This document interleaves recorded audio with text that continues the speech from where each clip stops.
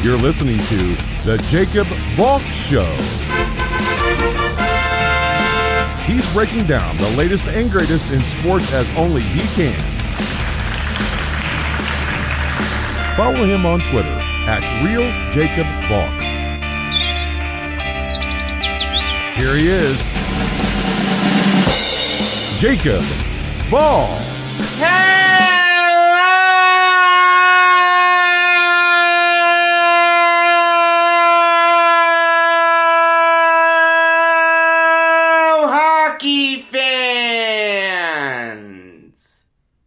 That's right, this show is just for the hockey fans because this is my 2021 NHL trade deadline recap here on the Jacob Valk Show.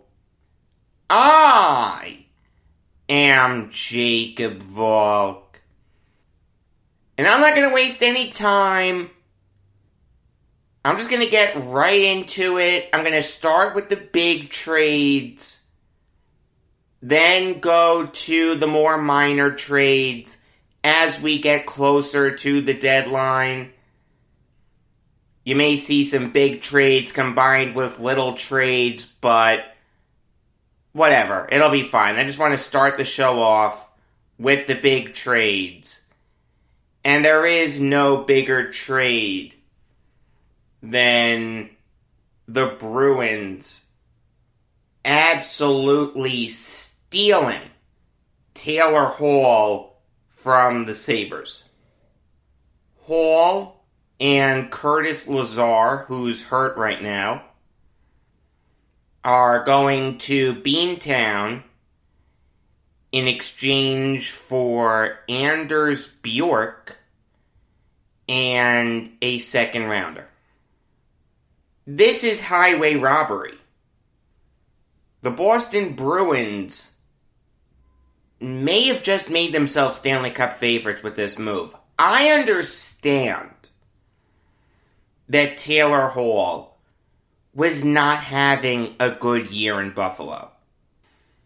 Alright, it went about as poorly as it possibly could have. Through 37 games, he had just 2 goals and 19 points. He was a minus 21, the worst mark of his career. I understand that. Here's the thing, though. He's playing for the Sabres. Who else on that team really scares you? Okay, Sam Reinhart scares me. Victor Olofsson scares me. And Jack Eichel scares me. I get that. But Eichel's been hurt. Also, I don't think Hall was playing on a line with Reinhart and Olofsson. I think he was on a line with Casey Middlestat and Tage Thompson. At this very moment, and I know that they're still young, they still have time to turn their careers around, but they don't scare me. If I'm going up against the Buffalo Sabres, I'm writing those 4 names down on a big whiteboard and saying we need to key in on these 4 guys and these 4 guys only. Hall's gonna get most of the attention. He's one of the best players on a lousy team. See, hockey's weird like that. If you're a great player, and I know that Hall isn't having a great year, but I'll still put him in the great category. Your performance will be hindered by your not so great team. Obviously, if you're not on a great team, you're not scoring a lot of goals, which means you're not getting a lot of points. You gotta score if you want to win. That's the cycle.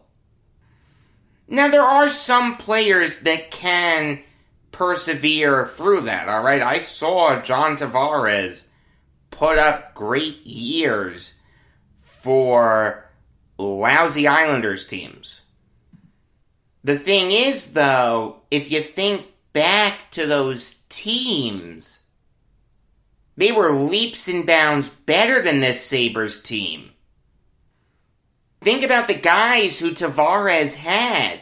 Matt Molson, Kyle Okposo, P.A. Parento for a little bit, Thomas Vanek for a little bit, Franz Nielsen, Mark Streit, Michael Grabner, Josh Bailey.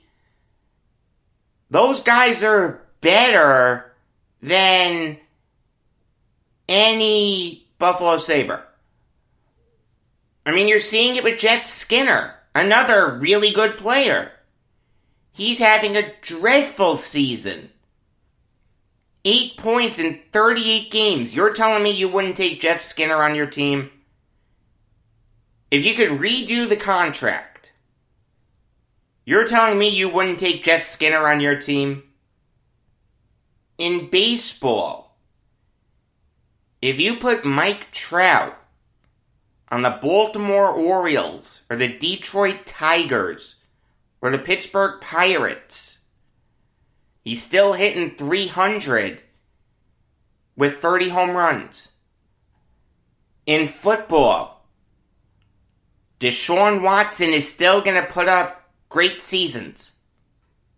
In basketball, if you put LeBron James or Jonas or Luka on a team like the Detroit Pistons or the Minnesota Timberwolves, they're putting up 30 points a game. In hockey, you can't control that. So yes, there's no question that Taylor Hall was having a bad year.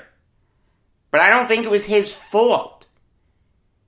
If you replace Anders Bjork with Taylor Hall, this may make the Bruins Stanley Cup favorites. Maybe. They're definitely in the conversation, I'll say that. I mean, I'll be honest with you, I'm not a big Anders Bjork fan. I don't think he's that good. He was by far and away the weak link in that Bruins top six. You wanted him to get better. He just never did. And the second rounder, I mean, my God. That's going to be a late second rounder. You didn't even give up a first for Taylor Hall. Let me tell you, if this was the going price for Taylor Hall, every team should have called Kevin Adams and asked if Hall was willing to waive his no-trade clause. I mean, Hall doesn't have to be the guy. He can sort of settle into the background. He can let the perfection line get the headlines. He can let Rask get the headlines when he comes back. He can let Halak get the headlines when he comes back.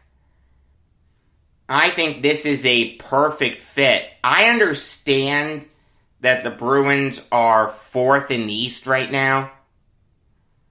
But with this move, they're firmly in the conversation for Stanley Cup favorites. But the Toronto Maple Leafs are also in that conversation. They were in that conversation about 48 hours ago. And they're definitely in the conversation now as they have acquired the services of Nick Foligno. Now, it's kind of interesting how the Leafs pulled off this trade. The Lightning did something similar, but I'll get into them a little bit later. The Maple Leafs couldn't take on half of Foligno's contract. They just didn't have the cap room for it. So they used the San Jose Sharks as basically a conduit for that. Basically, what happened was Foligno is making $5.5 million this year. The Blue Jackets retained half of that. So that's $2.75 million. The Leafs couldn't even afford that. So the Sharks took on half of that balance. $1,375,000. The Leafs could take on $1.375 million. So the Leafs get Foligno and Stefan Noesen. We don't need to know anything about. He's really not that good. The Blue Jackets get the Leafs' first rounder this year and their fourth rounder next year. And the Sharks get the Leafs' fourth rounder this year. I didn't know it was possible for the Leafs offense to get better. But adding Nick Foligno just makes that team so much scarier. Again, we've been over this. Foligno plays for a bad Blue Jackets team. So his stats will be negatively affected by that. If you put Nick Foligno with John Tavares, how are you stopping that offense? And you have Jack Campbell, who has come in, and you can make the argument is now the Leafs' number one goalie, because Frederik Andersen was not having a good season. Campbell has been absolutely lights out. I'm still not in love with the Leafs' defense. I like Morgan Rielly. I like Jake Muzzin. And TJ Brody is solid. But it could be better. But you know what? If you have Campbell standing on his head every night, that's okay. This is a fantastic trade for the Leafs. They easily win it. I know why the Blue Jackets did it, alright? They won this trade too. A trade can have two winners. But I think Foligno is going to be fantastic playing next to Tavares. It's not like the Blue Jackets really needed him. They've done absolutely nothing this year. And you gotta wonder if Tortorella has worn out his welcome there. They do need to rebuild. There's no question about that. And the Leafs benefited by getting yet another really, really good forward. Good job by them. Moving on now to the Panthers. Acquiring Brandon Montour from the Sabres in exchange for a third rounder. And this move makes perfect sense for the Panthers. They've had a big hole on that blue line ever since Aaron Ekblad got hurt. Yes, they have Mackenzie Weegar and Keith Yandel, but after that, it falls off a cliff. And let me tell you, I like Montour. He's 27 years old, still in the prime of his career. He's capable of getting on the score sheet, very good defensively, very underrated player, very good two-way player. And it was his birthday yesterday, so the Sabres gave him a nice birthday gift by sending him to a team that has a decent chance of making a big playoff run. I don't know if I'd call them Stanley Cup favorites, but they'll make some noise. Good move by the Panthers. They easily win this trade. It makes sense for the Sabres. Sell off your pieces, get draft picks. I understand it. It's just a third rounder is a very reasonable price to pay for a pretty darn good defenseman in Montour. Moving on now to the Lightning, acquiring David Savard. This is similar to the Foligno trade. The Lightning didn't have the cap space necessary to take on 50% of David Savard's contract. His cap hit is $4.25 million. Half of that is $2.125 million. So this time the Red Wings were the conduit.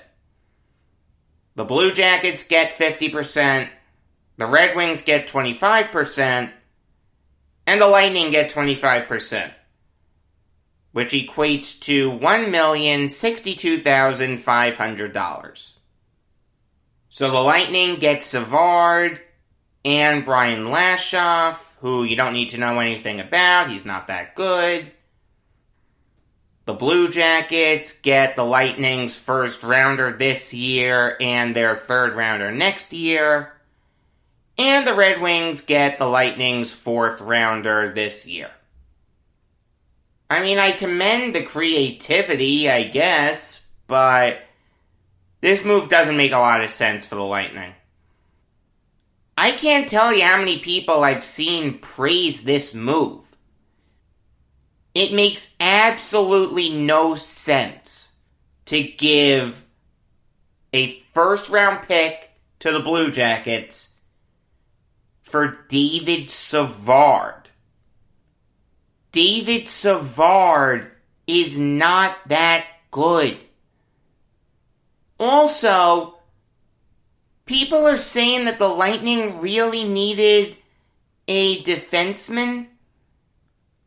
I'm not sure how true that is.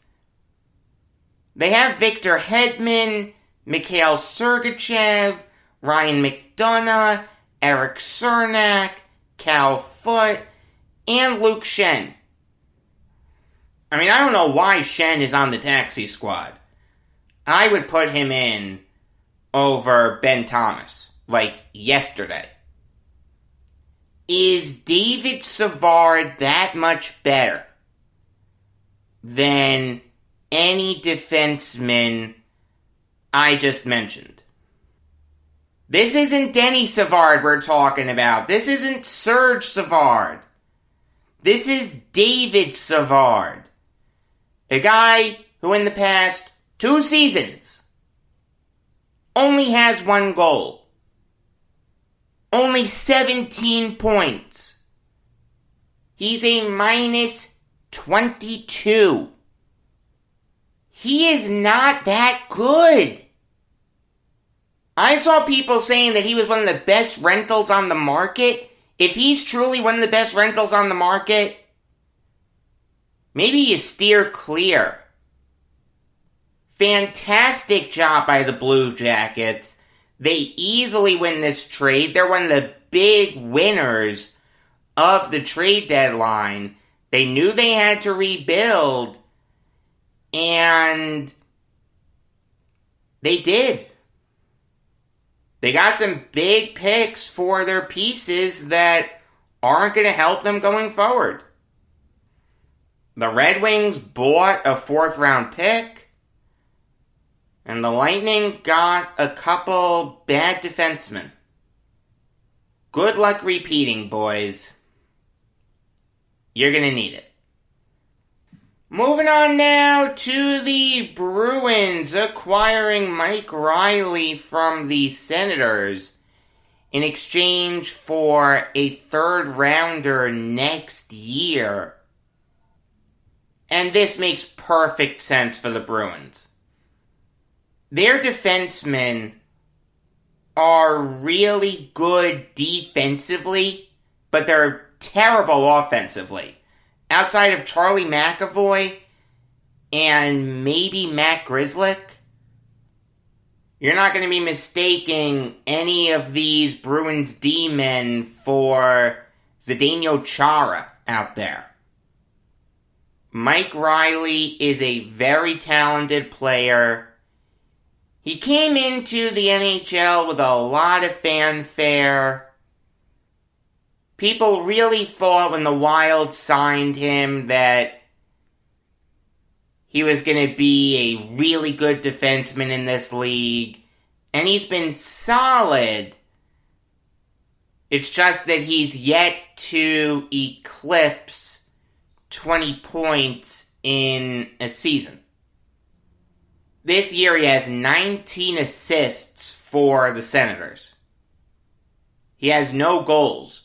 But that's okay. You don't need him scoring goals if you're the Bruins. You have other players for that. Riley's a very good passer. His defensive play isn't as bad as his stats indicate. He's not the greatest defensive defenseman in the world, but he's not awful. This trade makes perfect sense for the Bruins. It's going to help them a lot.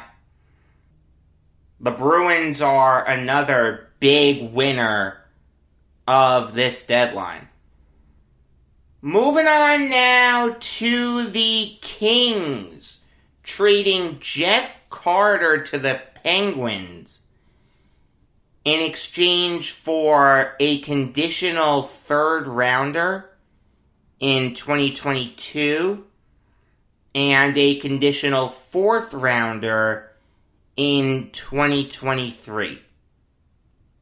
I don't know what the conditions are on the fourth rounder, but what I do know is that if the Penguins make the Cup Finals and Carter plays in at least half their games, that pick becomes a second rounder.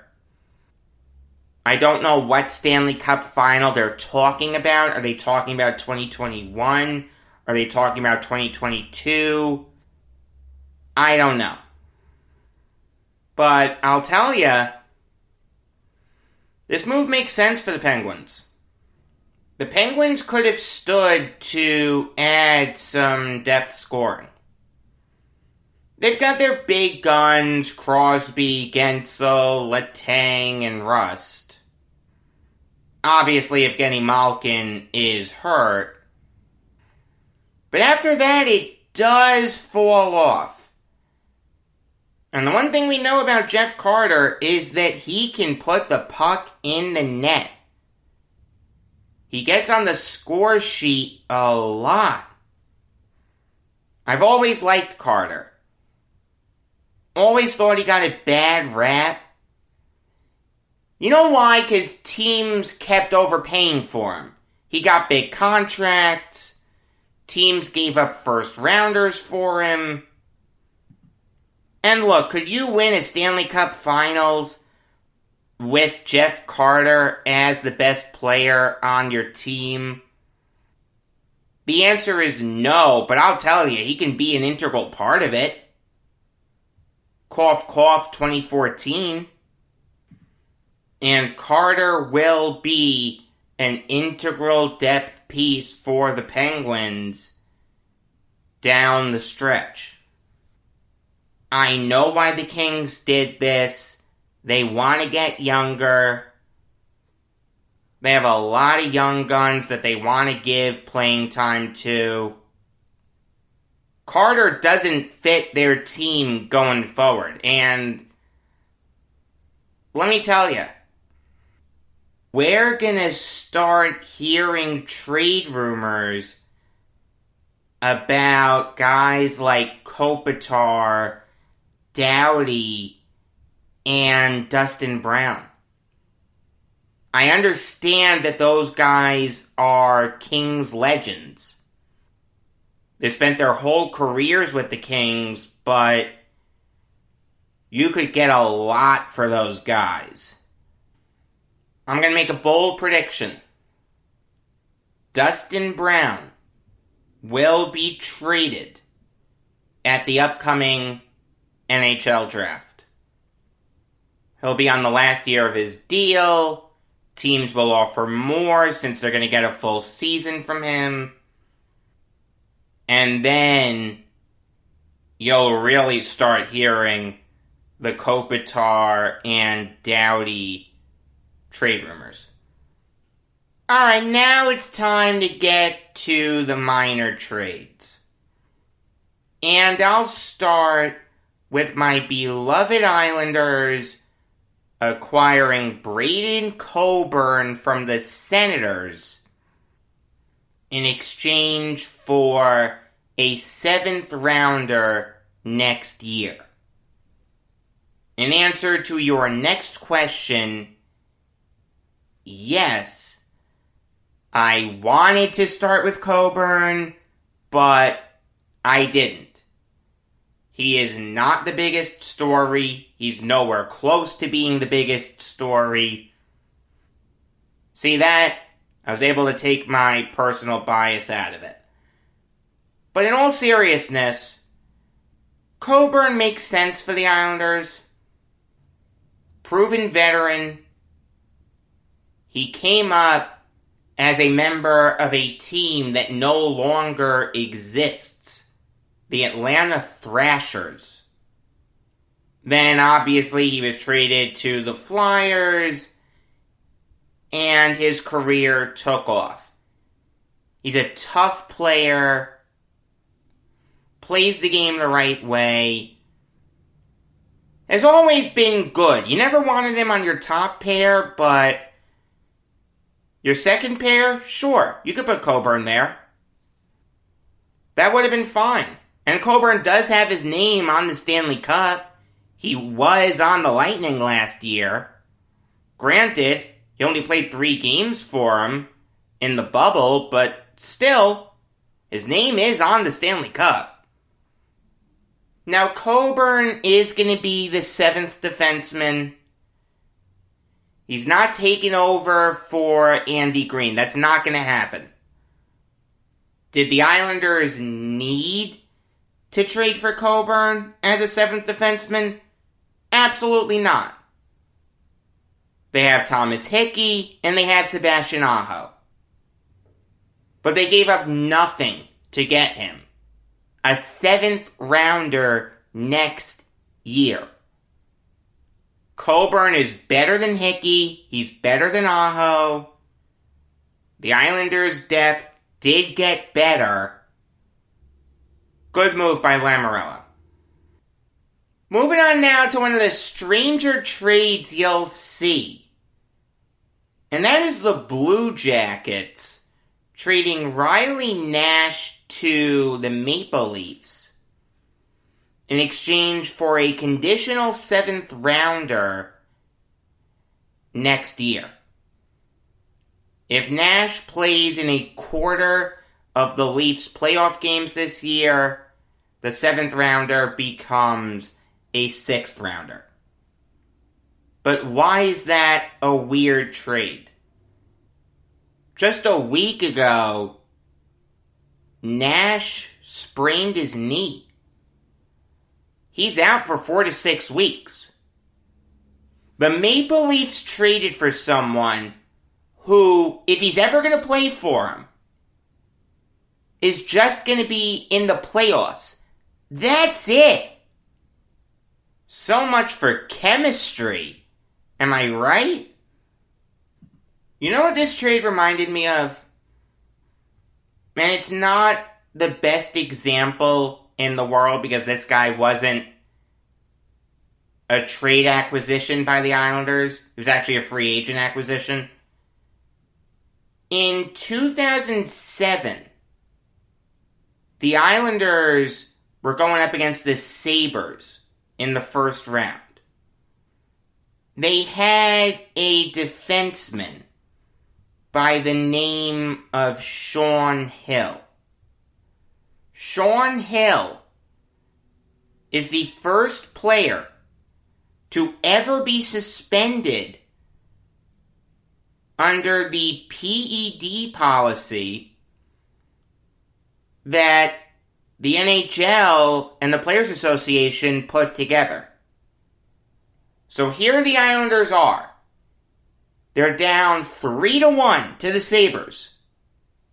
So they call up Drew Fata to play Sean Hill's role. Fata wasn't that good. The Islanders lost 4-3. Without getting too into it, they were down 4-1 in the third period. They came back, made it close, scored a couple goals in the third, but they just couldn't score that extra one. That's what this is. Riley Nash is going to be the Maple Leafs' Drew Fata. For their sake, I'm hoping he's better. I mean, Nash is a good player. You can put him on the third line and he'll be fine. I mean, is he going to be on the Leafs' third line? Probably not. Because they have Joe Thornton, Alex Kerfoot, and Jason Spezza. If he's going to contribute for the Leafs, it'll be on the fourth line. Nash will be fine there. This is a worthwhile gamble for the Leafs. It makes sense. I like it. And it reminded me of a little nugget of Islanders history that I haven't thought about in a while. Moving on now to the Red Wings trading Patrick Nemeth to the Avalanche in exchange for a fourth rounder next year. And I don't mind this move for the Avalanche. It makes perfect sense. Did they need to upgrade at defense? The answer is no. They have 4 really good defensemen. Samuel Girard, Cale Makar, Devon Taves, and Ryan Graves. You can get away with a below-average third pair if that's your top 4. But the Avalanche got a solid defenseman in Nemeth. A guy who knows the Avalanche. He spent 2 seasons there. He knows Jared Bednar. Nemeth is a fine top 6 defenseman. He has 8 points in 39 games this year. He'll be fine. This move makes perfect sense for the Avalanche. It makes perfect sense for the Red Wings. A fourth rounder is the right price to get for him. I'm going to call this an even trade, to tell you the truth. Moving on now to the Capitals, trading Jonas Siegenthaler to the Devils in exchange for the Coyotes' third rounder this year. How do the Devils have the Coyotes' third rounder, you may ask? They got it when they traded Taylor Hall to the Coyotes. It's funny how things like that come full circle. Siegenthaler, not that long ago, was viewed as potentially being a key piece of the Capitals' blue line going forward. But Peter Laviolette did not like him. Siegenthaler only played in 7 games, didn't have a point, was a -3. Last year he had just 9 points in 64 games. I mean, he's young. He's 23. You can look at this as the Devils are using a third-round pick on Jonas Siegenthaler. And I don't mind that. They just saw Sami Vatanen get claimed by the Stars. There's obviously a hole on that blue line. Outside of Ty Smith, they really don't have any building blocks there. They have PK Subban. Can you look at him as a future building block? Probably not. He's 31. Damon Severson, probably not. Ryan Murray, probably not. Siegenthaler has potential. A third rounder's a fair price to pay for him. The Capitals did well to get a third rounder. I'll call this an even trade. Moving on now to the Red Wings, trading John Merrill to the Canadiens in exchange for the Senators' fifth rounder this year and Hayden Verbeek. You don't need to know anything about Verbeek. He's not that good, hasn't played a game in the NHL. I don't know if there's a relation to Pat Verbeek. If there is, it's easy to see where all the talent in that family went. Merrill is a solid depth defenseman. Doesn't embarrass himself on the ice, but doesn't exactly make waves. He's a top six defenseman. That's all John Merrill is. And that's okay because the Canadiens did need depth defensemen. I mean, they really needed help on the blue line. Outside of Jeff Petrie, Shea Weber, and Joel Edmondson, it's been tough sledding for the Habs. Carey Price and Jake Allen have had their work cut out for them. So look, I'm going to say the Canadiens won this trade. This isn't a bad trade for the Red Wings. It does make sense.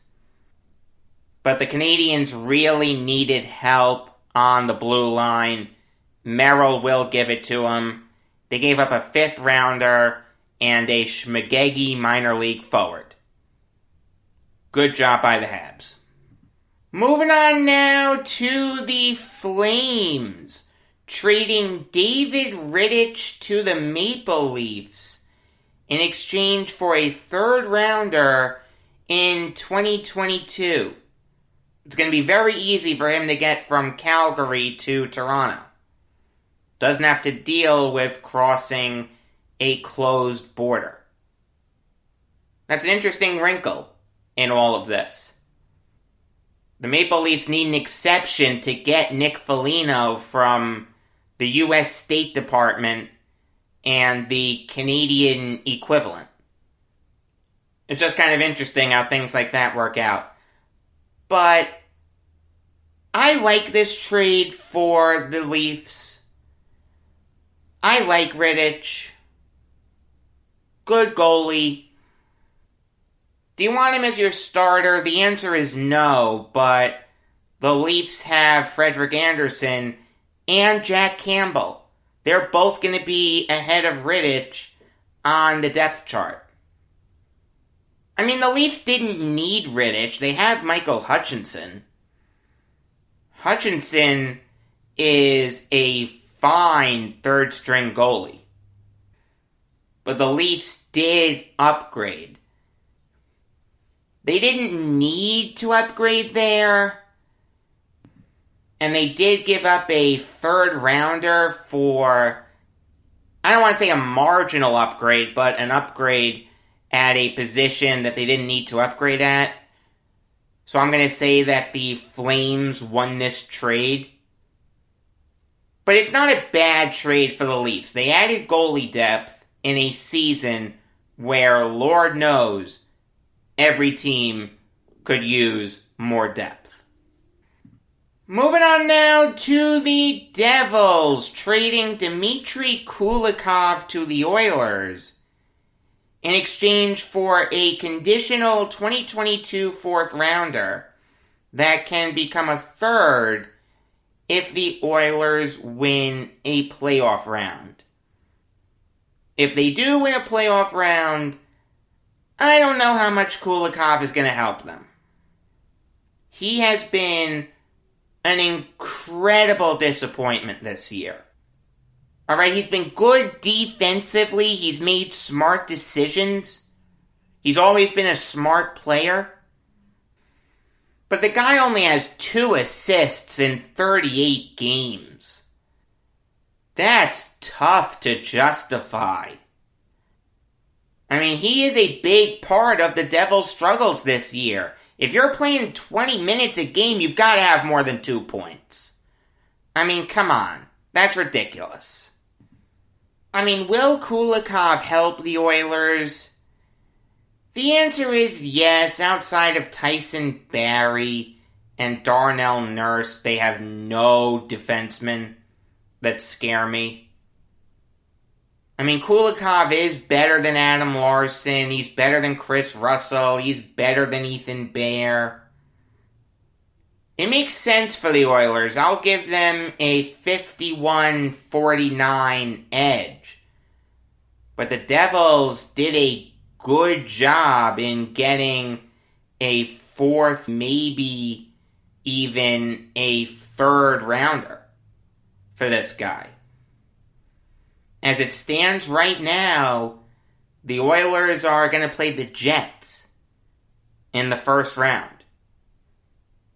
The Oilers can beat the Jets. That is going to be a fun series, though. I'll say that. That's the good thing about this setup. I mean, I hate not seeing the other divisions. I'm getting sick of seeing the Capitals, Penguins, Bruins, Rangers, Flyers, Devils, and Sabres. But we are going to get some really good rivalry matchups in the playoffs. Islanders-Penguins is a good rivalry. It's not the biggest rivalry that either team has, but it is there. Lightning-Panthers, Battle of Florida, Maple Leafs Canadiens, the best rivalry in the sport. There is something there that I like. It's just, let's never do this all division setup again. I'm sick of seeing these teams, man, let me tell you. Moving on now to the Golden Knights acquiring Matthias Yanmark, Nick DeSimone, and a 5th rounder next year from the Blackhawks. In exchange, the Blackhawks are getting the Golden Knights' 2nd rounder this year and their 3rd rounder next year. If you're wondering why Nick DeSimone is in the trade, you're very astute. You know that he was previously a San Jose Shark. The Sharks acted as a conduit yet again, so that way the Golden Knights would only have to pay 25% of Yanmark's cap hit. So the Sharks are getting the Sabres 5th rounder next year. The Golden Knights got that in a previous trade. DeSimone, you don't need to know anything about. He's local, he's from East Amherst, that's on Long Island, but there's not much there. He's not that good. Matthias Yanmark is, though. I like Yanmark. Very underrated player. Will always put up 20, 30 points a year. You take a look at this Golden Knights team, they did need depth scoring. I mean, let's look at their forwards. Mark Stone, Max Pacioretty, Jonathan Marchessault, William Karlsson, Alex Tuck, and Chandler Stevenson. That's it. It's their top 6. That's it. They needed bottom 6 help. You put Matthias Yanmark on that bottom 6. wow, did the Golden Knights just get scarier. A second and a third is a lot to give up, there's no question. Especially when you consider that all the Sabres got for Taylor Hall was a second and Anders Bjork. But Yanmark is having a better year. There is something to be said about that. Maybe it's a touch too much to give up. But I'm not going to bang tables over this. This move makes perfect sense for the Golden Knights. They're looking to make a big Stanley Cup run. And you know what? They're the second best team in the West behind just the Avalanche. It's very possible that they could surprise some people yet again. This is a good move by Vegas. Moving on now to the Flames, trading Sam Bennett and a 6th rounder next year to the Flames in exchange for a 2nd rounder next year and Emil Heineman. Heineman was picked by the Panthers in the 2nd round just last year. So you can look at this as the Flames got 2 2nd rounders for Sam Bennett. One of the biggest busts in recent NHL draft history. This guy was taken 4th overall in 2014. He was supposed to be the next Jarome Iginla. He was supposed to lead the Flames to heights that only Lanny McDonald had gotten them to. It just never worked out. Bennett has been a huge disappointment. Absolutely dreadful defensively. Every year he's been in the NHL, he's been at least a -1. He's never had more than 36 points in a season. He's never had more than 18 goals in a season. Both of those marks came in his sophomore season. You kept saying, this is the year he breaks out. This is the year he breaks out. He never broke out. Look, can you put Bennett on the 3rd line? The answer is yes. He won't embarrass himself. I kind of like the idea of Bennett playing with Frank Vetrano and Noel Acciari. But the Flames did well to get 2 seconds for a huge bust. If I was a Flames fan, I'd hate Sam Bennett. Let me tell you, the fact that the Flames got, in essence, 2 second-round picks for this bust, that's a good job by them. The Flames win this trade.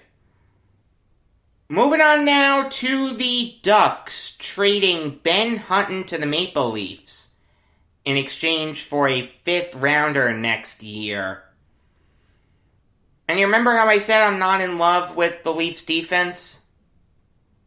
I'm still not, but Hutton will help. You can put Hutton on your 3rd defensive pair and he'll be fine. He's an offensive defenseman. That's all Ben Hutton is. He is not good defensively.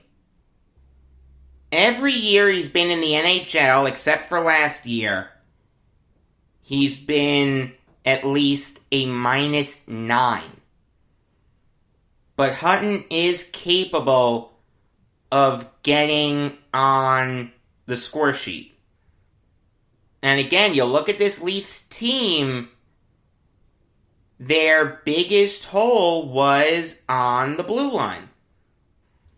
They gave up a 5th rounder to get a good offensive defenseman. I like it. Good move for the Leafs. They win this trade. Moving on now to the Canucks, trading Jordy Ben to the Jets in exchange for a 6th rounder this year. And let me tell you, This is highway robbery for the Jets. I guess it's contagious. The New York Jets committed highway robbery with the Darnold trade. The Winnipeg Jets commit highway robbery with the Jordy Ben trade. In all seriousness, the Jets have really needed a defenseman for a while. And I know that they've been looking for a while. Outside of Neil Pionk and Josh Morrissey, they were getting nothing on that blue line. Jordy Ben is a solid defenseman. In a perfect world, is Ben a top 6 defenseman? The answer is yes. But you can put him in the top 4, and he won't embarrass himself. I like Ben, good player, like I said. Highway robbery for the Jets. I guess it's contagious. However, the Canucks won't be for want of a defenseman for long, as they just acquired Madison Bowie and a 5th rounder this year from the Blackhawks in exchange for a 4th rounder this year. So look, the Canucks are going younger. It's just that simple. It makes sense, because there's no way that they're making the playoffs. And Madison Bowie has talent. Wasn't given much of a chance with the Blackhawks. I don't know why. But last year for the Red Wings, he had 17 points in 53 games. He's showing that he's a solid defenseman. I like Bowie. I'm not going to lie to you. All you did was move down one spot in the draft, and you got younger on the blue line? That's a good job by the Canucks. I wouldn't say they committed highway robbery, but they recouped some of the value that they lost in the Ben heist. I started with a big trade in Taylor Hall. I'll end with a big trade in Anthony Mantha. He is now a Washington Capital.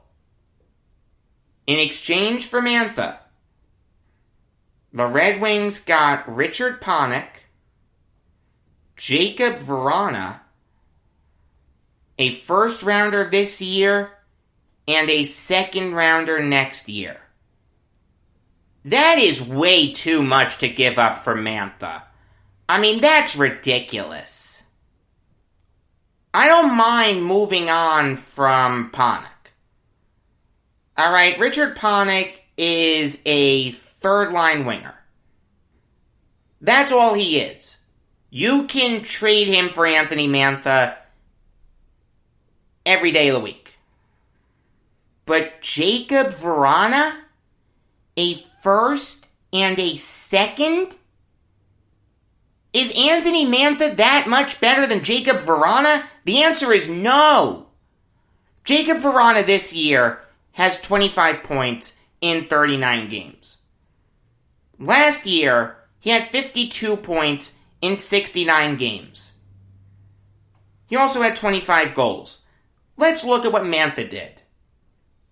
Last year, 38 points in 43 games. He got hurt. He does that. This year, 21 points in 42 games. A point every other game. I don't even know if Mantha is better than Vrana. I don't think he is. I feel like Mantha's more well-known, but he shouldn't be. Jacob Vrana is a better player. Steve Yzerman had to be doing backflips over this. I'm trading Anthony Mantha, one of my biggest trade pieces, and I'm getting better? I'm getting a quality 3rd liner in Richard Ponik and a better winger in Vrana? And I'm getting a 1st and a 2nd? Sign me up! I'm happy as an Islanders fan. The Islanders are fighting with the Capitals for the top seed in the East. The Capitals just got worse. I love it. I mean, this is worth mentioning also. The Capitals just traded for Michael Raffl. They gave up a 5th rounder. We don't know what year, but Raffl is going from the Flyers to the Capitals. Raffl is probably better than Ponik. It's close, though. I'll say that, but I will take Raffl. Ponik this year has 9 points in 36 games. Raffl has 8 points in 34 games. Not much of a difference. I feel like Raffl is the better defensive player. I'll take Raffl. It's not a big improvement, though. I'll say that. It makes no sense. I don't get it. What, did the Capitals just want to make a splash? They saw the Islanders make a splash in Palmieri and Zajac? They saw the Bruins make a splash in Taylor Hall? They saw the Penguins make a splash in Jeff Carter? So they wanted to make a splash? I get wanting to keep up with the Joneses, but there's a limit. You never make a trade just for the sake of making a trade. I mean, if you had given up a first, a second, and Raffl for Mantha, okay. I'd have had no problem with that. It would have been a lot to give up, but I would have understood it. Adding Vrana makes no sense. The Capitals are worse today than they were yesterday. Alright, so that's going to do it for today. If there are any other details of trades, maybe I'll talk about them tomorrow. I'll leave you in suspense. You're going to get an Islanders trade deadline grade show tonight. Until next time, I am Jacob Valk saying that in the 70s, Frank Tanana threw in the 90s. In the 90s, he threw in the 70s.